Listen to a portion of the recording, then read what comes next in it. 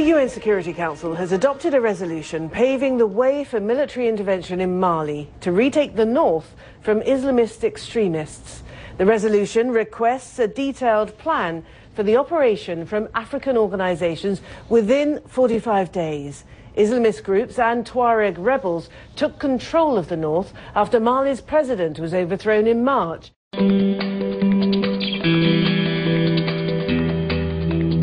The United Nations Security Council has called on African allies and the UN to present a specific plan for military intervention in Mali within 45 days.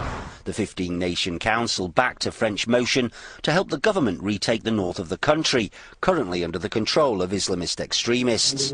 French President François Hollande is in Senegal and fears for the region and beyond. What's been happening in the Sahel over the past few months and in Mali, where terrorism is structured and settled, is not just a threat to West Africa. It's not just an aggression against Mali, a sovereign state. It's a major question for the security of the African continent and Europe. Mali descended into chaos in March when soldiers toppled the president, leaving a power vacuum enabling Tuareg rebels to seize control of two-thirds of the country. However, in the north, Islamists have hijacked the revolt and the humanitarian and security situation continues to nosedive.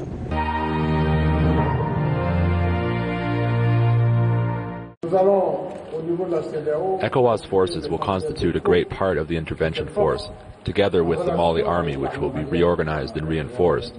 But we will also have the contribution of other countries in the region, who are border countries with Mali, and even African Union member countries who are prepared to bring their contribution to establishing the African force. France and other partner countries' support will have a determining role, and will of course contribute to the success of the force in North Mali.